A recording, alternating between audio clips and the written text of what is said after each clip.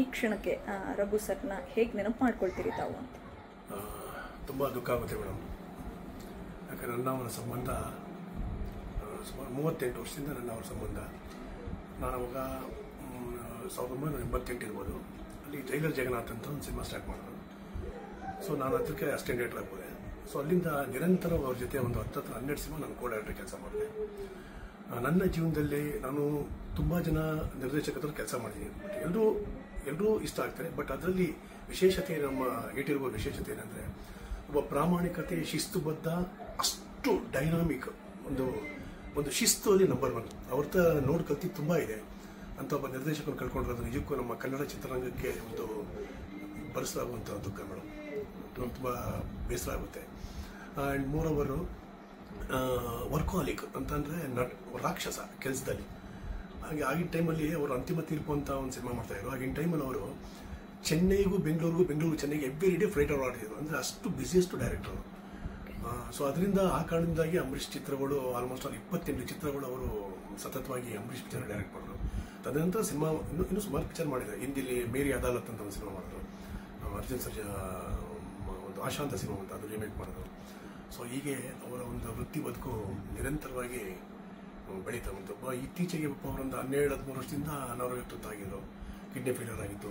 ತದನಂತರ ಅವ್ರಿಗೆ heart operation ಆಗಿತ್ತು. ಆಮೇಲೆ ತುಂಬ ಸಫರ್ ಮಾಡಿದೆ ಮೇಡಮ್, ತುಂಬ ಸಫರ್ ಮಾಡಿದೆ. ಏನಕ್ಕಂತ ಅರ್ಥ ಆಗ್ತಿಲ್ಲ. ಯಾಕೆ ದೇವರು ಇಂಥವ್ರಿಗೆ ಕಷ್ಟಪಡ್ತಾರೆ ಅಂತ ಗೊತ್ತಾಗಲ್ಲ.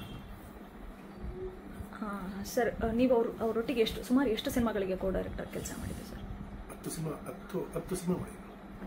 ಓಕೆ ಸರ್, ಇಂಡಸ್ಟ್ರಿ ಈ ಥರ ಟೈಮಲ್ಲಿ ಅಂದರೆ ಒಬ್ಬ ನಿರ್ದೇಶಕ ಅದರಲ್ಲಿ 50-55 ಮಾಡಿದಂಥ ಅಷ್ಟೋ ಸಿನಿಮಾಗಳು, ಸೂಪರ್ ಹಿಟ್ ಸಿನಿಮಾಗಳನ್ನ ಕೊಟ್ಟಂಥ ಡೈರೆಕ್ಟ್ರು ಅನಾರೋಗ್ಯದಿಂದ ಬಳಲ್ತಾರೆ ಅಂತಂದರೆ ಇಂಡಸ್ಟ್ರಿ ತುಂಬ ಸಪೋರ್ಟಿವ್ ಆಗಿ ನಿಲ್ಲಬೇಕಾಗತ್ತೆ. ತಾವು ಇಂಡಸ್ಟ್ರಿಯ ಭಾಗವಾಗಿ ಏನು ಹೇಳ್ತೀರಿ? ಇಲ್ಲ ಮೇಡಮ್, ಇಲ್ಲ. ಎಲ್ಲ ಆಲ್ಮೋಸ್ಟ್ ಆಲ್ ಅವರು ಕೆಲವರು ತೋರಿಸ್ದಂಗೆ ಎಲ್ಲರೂ ತುಂಬ ಜನ ಸಹಾಯ ಮಾಡಿದ್ರು. ಇಲ್ಲ ಅಂತಲ್ಲ.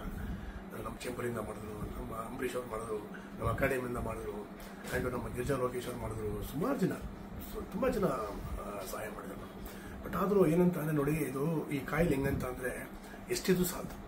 ಅಂದರೆ ಖರ್ಚು ತುಂಬ ಖರ್ಚು ಆಗ್ತಾ ಕಡೆಯಲ್ಲಿ ಪಾಪ ಅವ್ರ ಫ್ಯಾಮಿಲಿಯವರು, ಅವ್ರ ತಂಗಿ, ಅವ್ರ ಮಗಳು ಬೀನಾ ಅಂತೂ ನಿಜಕ್ಕೂ ಒಂದು ತಾಯಿ. ನಮ್ಮ ಡೈರೆಕ್ಟರ್ ತಾಯಿನೇ ಅವರು. ಅಷ್ಟು ಜನ ನೋಡ್ಕೊಂಡು ಒಂದು ವಿಷಯ.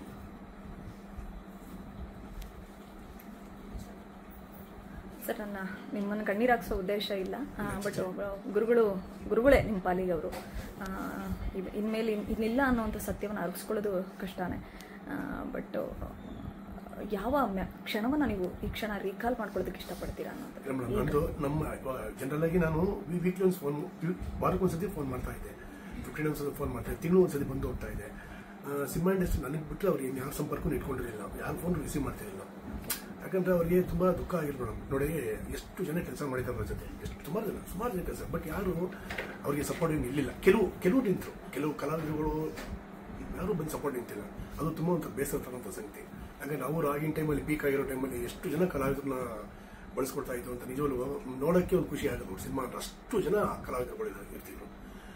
ಸೊ ಕೆಲವರು ಕಲಾವಿದರುಗಳು ಬಂದು ಸಹಾಯ ಮಾಡೋದು, ಕೆಲವರು ಮುಖ ಕೊಟ್ಟು ನೋಡಲಿಲ್ಲ.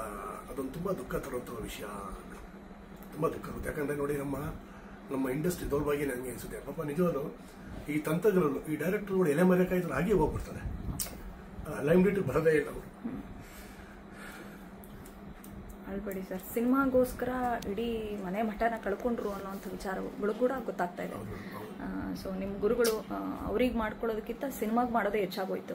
ಸೊ ಏನು ಹೇಳ್ತಾರೆ, ಒಬ್ಬ ಶಿಷ್ಯನಾಗಿ ಮುಂದೆ ಬರ್ತಕ್ಕಂಥ ನಿರ್ದೇಶಕರುಗಳಿಗೆ ಏನು ಕಿವಿ ಮಾತು ಹೇಳಕ್ಕೆ ಇಷ್ಟಪಡ್ತೀರಿ?